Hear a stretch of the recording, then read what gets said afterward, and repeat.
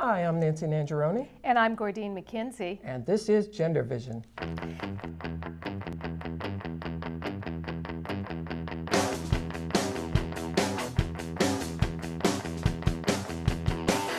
Lots of people making big bucks.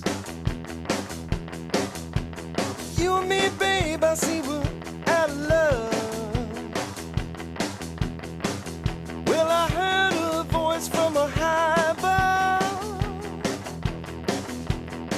It don't cost a thing just to be in love. We don't have anything but love. Hi, thank you for joining us and welcome back to another GenderVision.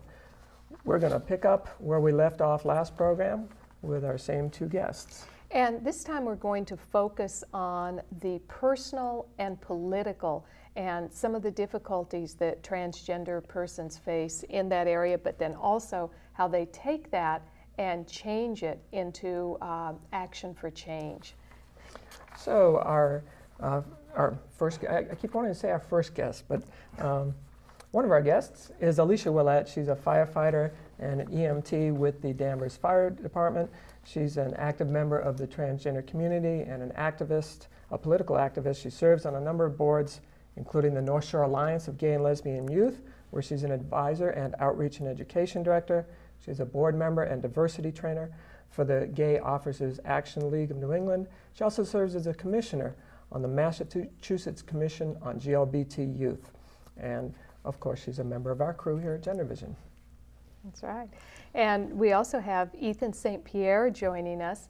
And Ethan is the founder of Trans FM, which is the Transgender Radio Network. Ethan worked with us for a long time on Gender Talk Radio and also co-hosts a live talk show with TG Spirit called The Radical Trannies. He also is on a number of boards and has done a lot of work on hate crimes and survivors, board member of Gay and Lesbian Anti-Violence Project. He's on the International Foundation for Gender Education, Families United Against Hate, the Garden of Peace, and he works with the Remembering Our Dead project, collecting statistics of transgender persons who have been killed because of hate and violence. Welcome back, Ethan. And Alishia, well, yeah, thank you. Thanks for doing a second one with here. us. Yeah, it's great to have you. So in this segment, we wanted to talk a little bit about some of your own journeys and some of the issues that you have dealt with in a society that is deeply binary still, even though some wonderful changes are being made and we're seeing a lot of progression, and Obama is saying he's committed to diversity, and we're actually hearing transgender from some of the highest offices now. Some of the struggles that you've had that led you to the type of activism that you do. Well, when I first got involved with the transgender community and activism was in 1999, and it took me 4 years after my aunt was murdered. She was a transsexual woman named Deborah Forty, and she was murdered in 1995. And I had looked for something, and I didn't have a computer. There was very spotty access to computers back then. And were you aware of yourself as transgender at that time?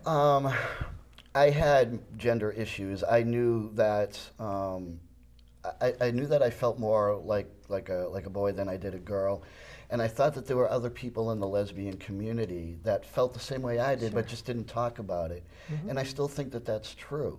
But there was no information for me available. I mean, I didn't know where to look for that. I didn't know any other F to M's. I knew a lot of male to female transsexuals, but not female to males.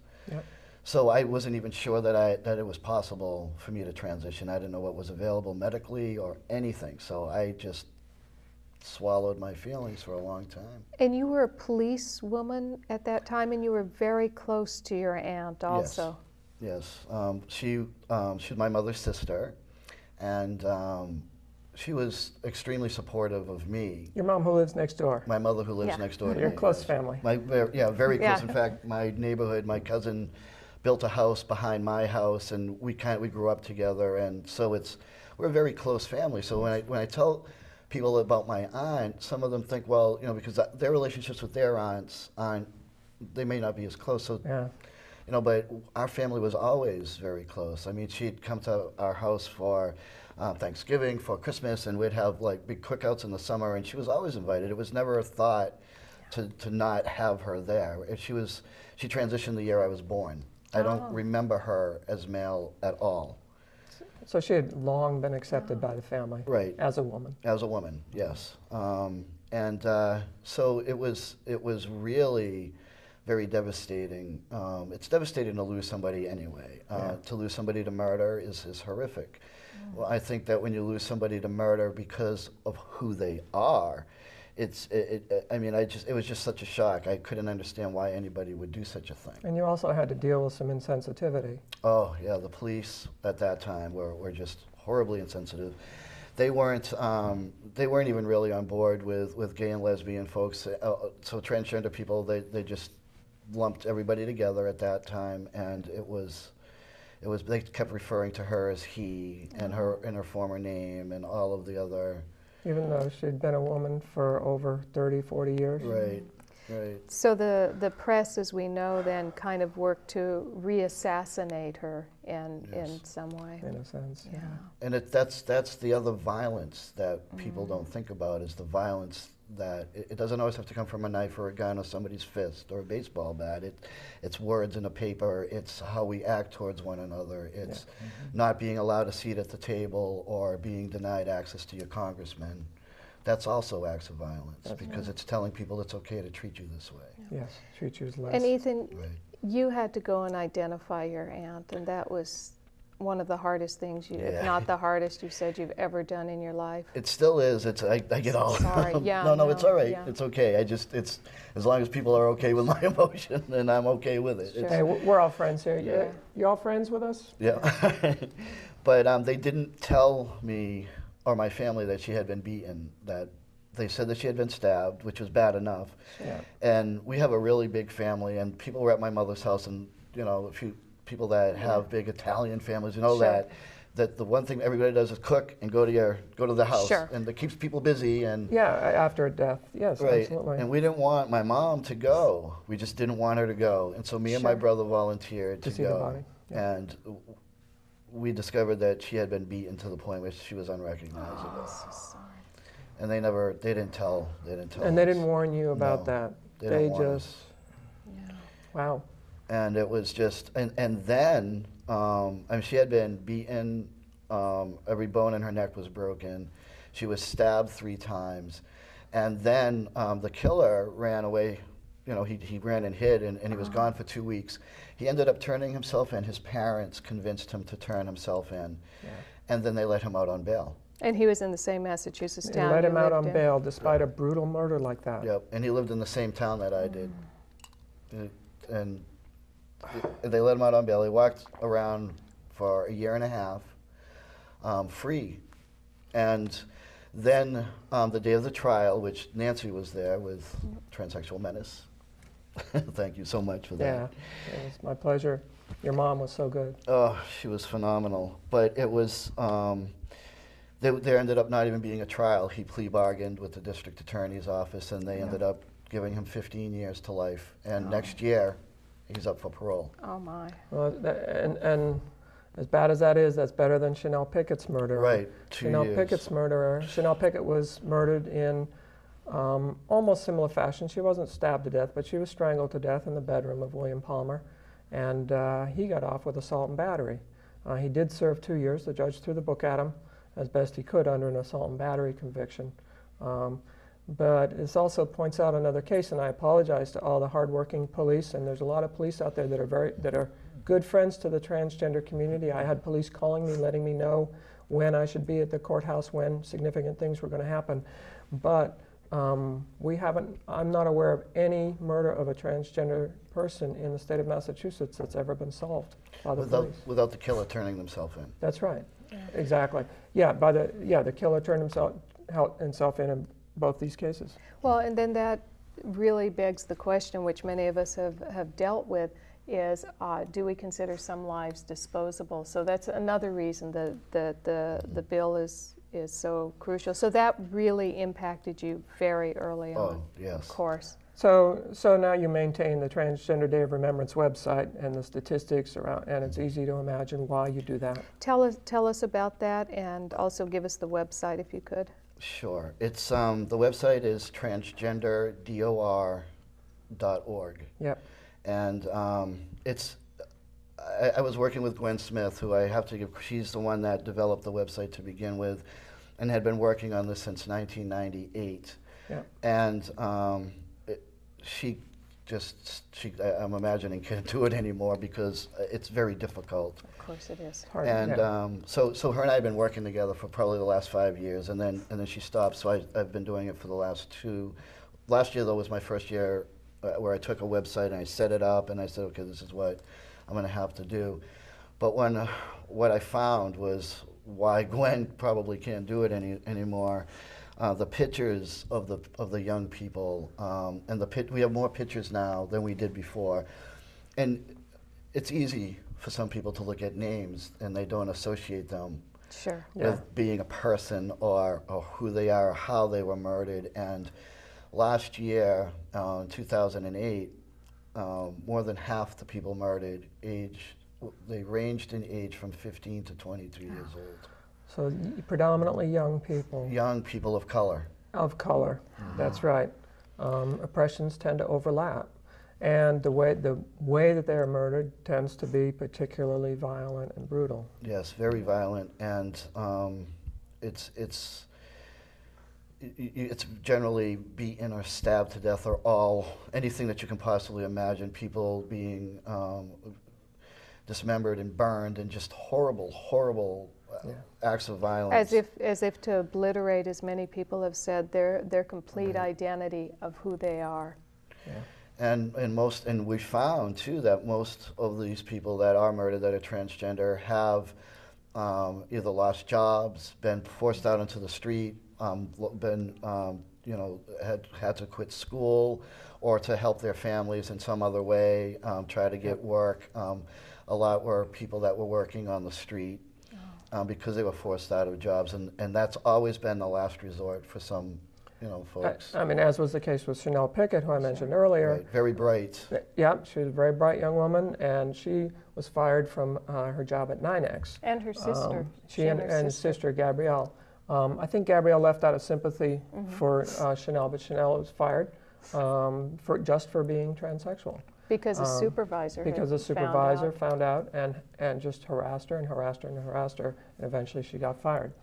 And that led to her, that made her particularly vulnerable to somebody like William Palmer, who was a frequenter of clubs where transsexual women went after hours, and where he went to pick up these women for soirees or whatever. And you can read all about that on the gendertalk.com website, where I've written about that. I want to move on and talk a little bit about how bullying leads to some pretty terrible effects. And I want to start with a story about a young transsexual man named C.J. Garber.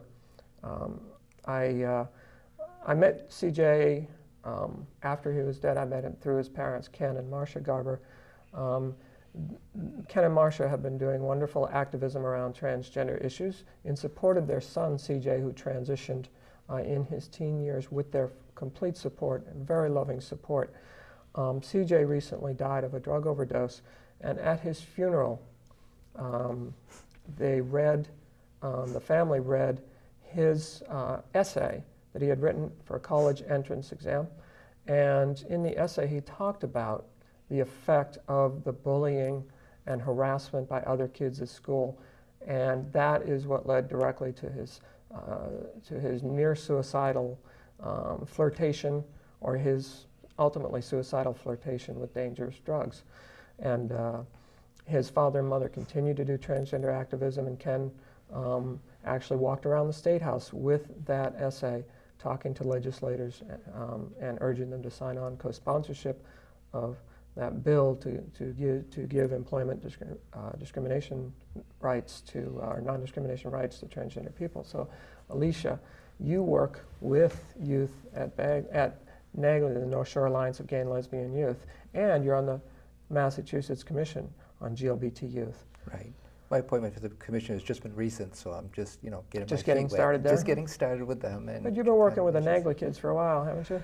Oh, about 5 years. Yeah. So, yeah. And tell us about, we heard in the first segment about a young woman who was harassed so badly in school that she finally left, even though she had prevailed in a case against one harasser.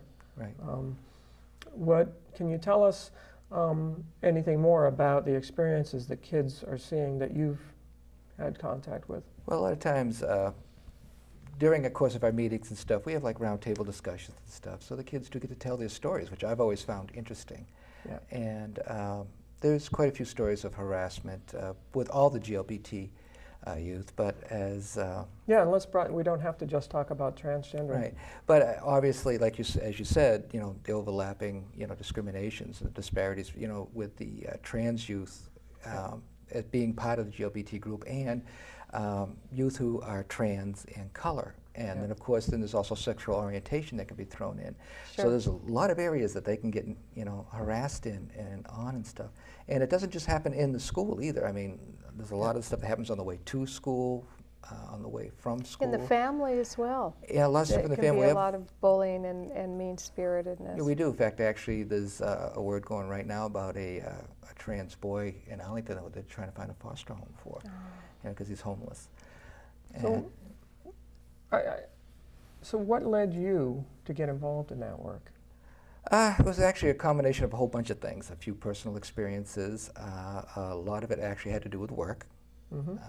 Some of the stuff that I was seeing at work, and I just decided that. You mean, and by stuff at work, you mean harassment or discrimination or what? Yeah, I mean, a lot of the stuff that has happened, especially to the trans people that I've seen and that I know of, and some of the kids I talk to, it's not all violence, as Ethan had said, is outright. They come up and they hit you or punch you or whatever.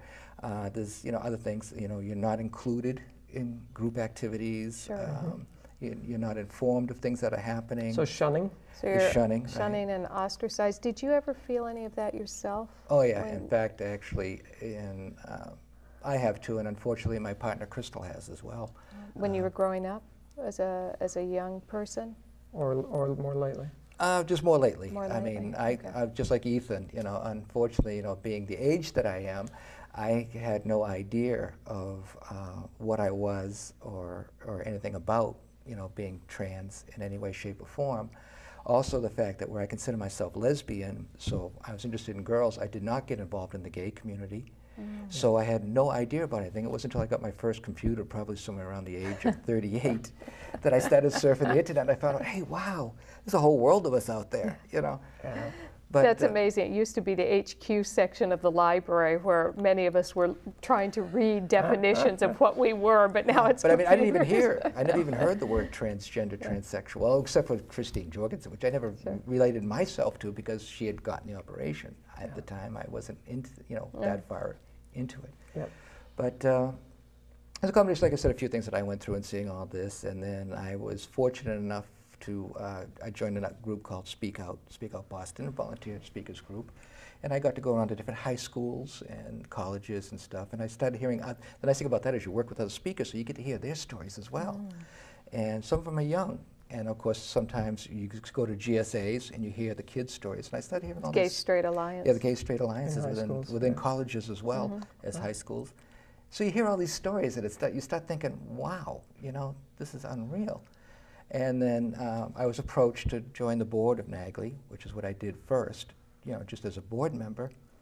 And I started learning more about the organization at that point. Then I started attending meetings as a volunteer, and it just kept progressing to the involvement that I have in nowadays as a director as well as an advisor.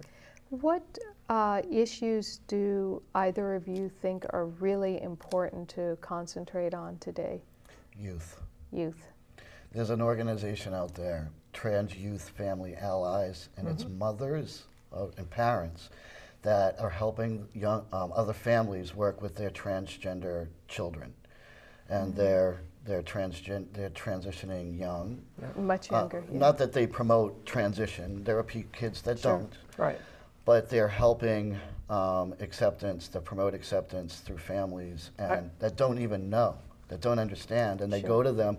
And Kim Pearson, who's the executive director, started this organization with Shannon Garcia because her son, F to M, at 15 years old, they couldn't figure out what was wrong, what was going on with him, and they found out, well, you know, he's transgender, and she had to she had to invent the wheel. There was nothing for parents. Yeah.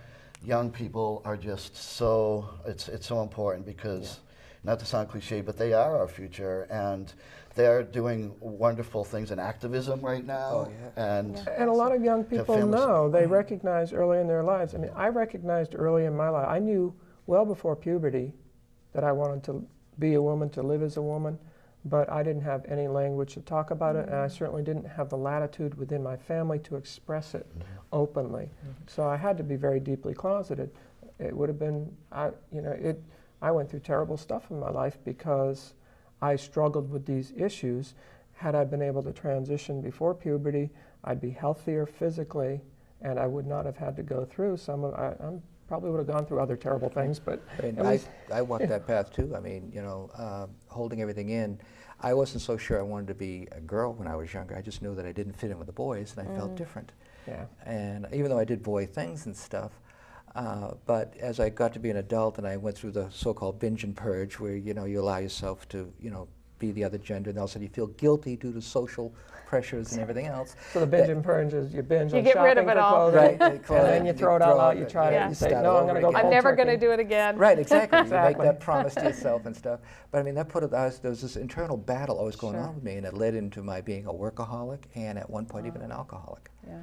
And there was a lot of damage and hurt that was caused as a result of that, both within my family, which I'm now divorced. And What great stories you both have, because you both went through some difficult times and really came through some terrible tragedy, but some great and terrible tragedy there. Alcoholism is certainly a terrible tragedy on the person and the people around them, and not to compare it with, but you both have seen some great difficulty, and yet now you're both serious contributors to society and to the healing process of healing people who are helping heal people, young people in particular, who are afflicted not with a gender disease, but rather with being in a society that wants to enforce a gender norm that's unnecessary, that's it basically is stealing from people a freedom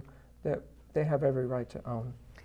I think that there are some hopes. There have been some surveys that have been done, and some of those surveys have basically said that most people now know what transgender is. And the majority of people believe transgender persons should have rights, and they're actually surprised when they see that you can be fired from a job, that you can be bullied in school, you can be thrown out of your house, that there are a lot of discriminations against transgender people. So I think we're seeing a huge seismic shift. One of the things, like you were saying, Nancy, that's very inspiring, I think, from all three of you, is that you have turned your personal experiences into a political activism that is laying a foundation for the next generation. And we are seeing kids transitioning as early as 3 years old sometimes. We've got just about 4 minutes, so. One of the things, one of the most important things that I've seen, and that is very important, and again, it also does with the youth, is one, letting them know more about themselves as what it is about the trans. It's all education. I do some diversity training, as you mentioned, with GOAL, to other area police officers, police departments, and academies. One of these days, hopefully, to the fire academy and other fire departments. It's basically education, as you're stating, and even within the trans community, people have a big can't understand the difference between sexual orientation and gender identity. And it creates not that they can't, they just haven't learned the difference. They just haven't yet. learned it, so there's a lot of confusion. And I think the reason why a lot of people think we're protected is because they know that sexual orientation is in the bills. The anti-discrimination right, laws. and it actually but isn't. not gender identity and expression. It hasn't stopped the bullying, it hasn't stopped the firings, it hasn't stopped the denigration of people who are gender different. But I mean, this is why we need that bill. Absolutely. And Ethan? Well, just one thing I want to say concerning young people is most of the time when a parent comes to TIFA, Transgender Family Allies, and says that their child has gender issues, the child doesn't have issues. It's mostly the adults that have them. Let the Excellent child point. just be themselves. Yeah. They'll tell you who they are. Yeah. Yeah. You don't have to And define listen, them. listen. Right. Yeah. And there's also the other thing that we're seeing, but we're starting to see, as you said, a shift, is also in professional counselors and therapists who know how to work with gender issues. Yeah. There's very few of them in the area that are actual gender specialists, and especially juvenile gender specialists. Yep. So we need to see more people get training within those areas that's good. and learn, because obviously, a child that young, coming into puberty or just, or going through puberty, could be very mixed up as to how they feel and what they want, and it takes a professional to help them sort it out. Exactly. They don't And have- to help the parents sort it out. That's right. Yeah. It's hard when you're young and you haven't spent much time in the world. It's hard to figure it out. It would be great to have not woken up at 40 years old and discovered that I could be who I am. Yeah. Yeah. Isn't that amazing? Yeah. It'd be nice Yeah. to be who you are younger. Like There's Lots of hopeful signs, though. yeah. I tell the think- kids in my group all the time, I'm so jealous. It's like, unbelievable. I had to wait until, 49 before I came out, and here they are so young, being able to live their life, and they have their whole life to look at, being totally happy Yeah. and stuff. Because, I know it's a big change in myself, the way I feel now. Or at least compared not to how I having was. unhappiness because of this, not having this over their lives, as a pall kind of over their lives. So then they can pursue, then they have the same opportunity to pursue their liberty and their They could be happiness. all they can be. Exactly, yeah, instead of being held back. I can't tell you how many times I shot myself in the foot down through the years, really. Oh, yes. Seriously, Well, in the future, we'll have some transgender youth on to tell their stories and yeah. see how it's going. Well, it's been really terrific talking with you guys. Yeah. There's always talking with you guys, too. Yeah. Well, thank yeah. you for all the work that you do, because you all are making a huge difference. Yeah, we appreciate I've had some good guidance. Yeah. All right. So, Ethan St. Pierre, transfm.org, Yes. and TYFA, IMA-TYFA. IMA-TYFA.org. That's a Trans Youth Family Allies. And does NAGLI have a website? NAGLI has a website, just nagli.org. We also have Facebook and what's the other one? I can't think. MySpace. MySpace. We All also right. have pages on Facebook and MySpace, too. so. Okay. Thanks for the great work you're doing. Really appreciate it, guys. And we'll be seeing you around. Oh, well. And thanks to you for watching. Thanks to you for being with us on this program. We hope you enjoyed their stories. We did. And we're hoping that we can all keep stretching our gender vision. Bye. Bye now.